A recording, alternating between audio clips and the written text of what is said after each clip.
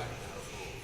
Also, we request that no video or flash photography be taken at any point during the show. Please sit back and enjoy the show. Thank you for your attention.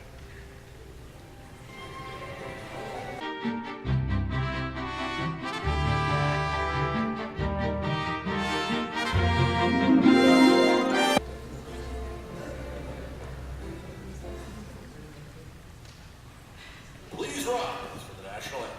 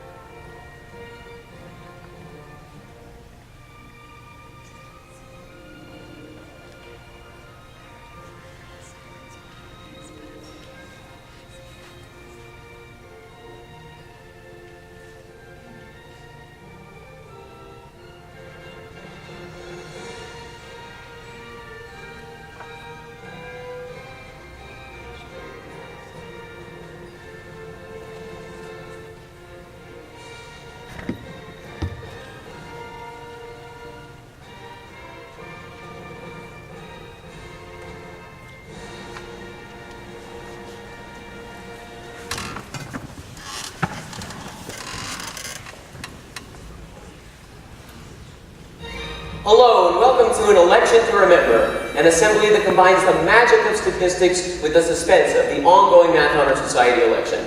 I'm your host, Jason Simon. Now, we've got a lot to talk about for the next 30 minutes or so please sit back and enjoy. Well, you may be asking, why are we here? Well, ostensibly, we're here to discuss the outcome of my final statistics project. But along the way, we'll discuss much more than that. So, this presentation has a bit of a personal meaning to me. You see, about 2.5 years ago, I joined the Agora Math Honor Society. And throughout my time there, I've observed the intricacies and idiosyncrasies of pretty much every single member. And in the past 6 months or so, I've noticed a trend of more people bringing their laptops to school. And of course, when they bring their laptops, they either have the Windows or the Macintosh operating system. I've noticed a discrepancy not only in the hardware and software that these people use, but also in the sheer way that they behave and make decisions. So that, ladies and gentlemen, is what I did my final project on. If there was a relationship between someone's persona and their operating system choice.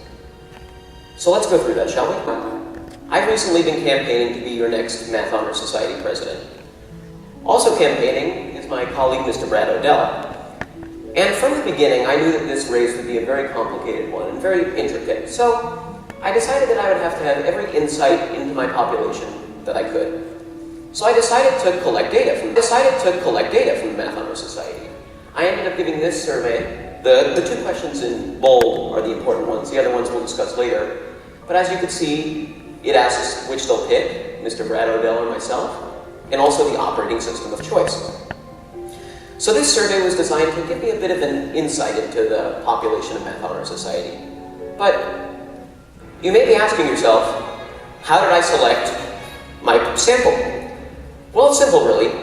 One day during lunch, I went into Mr. Beaton's room and took down the names of all 135 members of the Math Honor Society.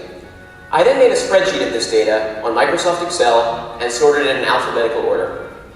Then, I put this function into my TI-84 calculator and selected 24 unique individuals.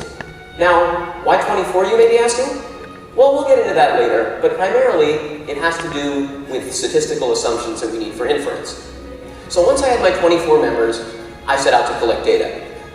But as you can see by this survey up here, if I collected the data myself, there'd be a lot of response bias because the survey includes me.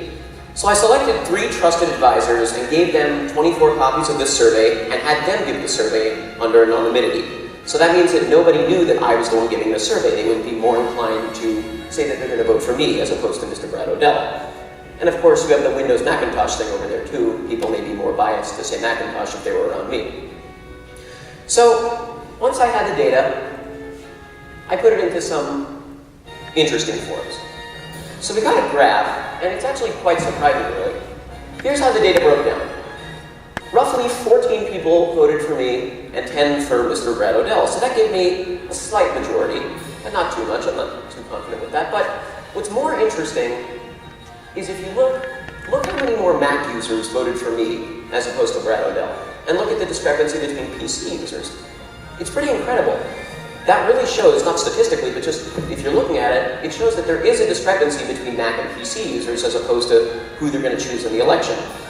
So this is what I decided to do my final project on. So I arranged this data into a 2x2 table, and here you can see numerically that I have many more Mac supporters, and Brad has many more PC supporters. So I decided to carry out a form of inference on this data. Now, out there in the audience, can anybody tell me what type of inference I should use to find out the association, if you will, between two forms of data? That's right, a chi-squared test of inference. Good job. So let's go through that process, shall we? Okay. So first of all, what exactly are we using this inference for? Well, primarily, we're just using it to take data from a small sample relative to our population and make conclusions about the whole population. So first we have to have a parameter, what we're actually trying to find. And the parameter in this case was the association between operating system preference and candidate preference among Math Honor Society members. And of course, just by default, we have to assume that there is no association. But alternatively, I do believe, and I'm sure most of you do too from that graph you saw, that there is some association between operating system choice and candidate choice in the election. So next, we have our assumptions. Now, as I discussed earlier in the show, I did have a random sample of 24 members selected using the TI-84 calculator. So we've got our random sample assumption set. But the next assumption for a chi-squared test is a bit different, in that it requires a formula to find expected counts. Put simply, expected counts are just that, they're expected counts. They're what we would expect to find if there was no association between the two variables. And when we did this, for this data, using our TI-84, we got our expected counts to be all greater than 5. Those are truncated numbers, by the way, so they're all greater than 5 now. So that gives us permission to proceed with our chi-squared inference test. So, next, let's get on to the nitty-gritty. We have to calculate a test statistic.